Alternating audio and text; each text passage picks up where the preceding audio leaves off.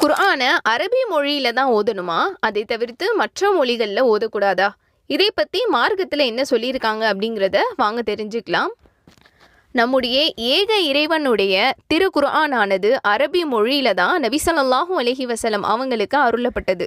ஏன் குர்ஆன் மற்ற மொழிகள்ல இல்ல அரபியில அல்லாஹ் இறக்கி அருளி இருக்கிறான் அப்படின்னு கேட்டீங்கன்னா, நபி ஸல்லல்லாஹு அலைஹி வஸல்லம் அவங்களுடைய தாய் மொழியானது அரபி தான். அதனால தான் அல்லாஹ் அரபியில இறக்கி அருளினான். மேலும் குர்ஆன் ஓத தெரியாத நிறைய நபர்கள் குர்ஆனானது அரபியில இறக்கி அருளப்பட்டனால அந்த மொழியில தான் ஓதணும் அப்படின்னு ஒரு தவறான எண்ணம் வச்சிருக்காங்க. மொழி பெயர்க்கப்பட்ட குர்ஆனை நம்ம தாராளமாக ஓதலாம்.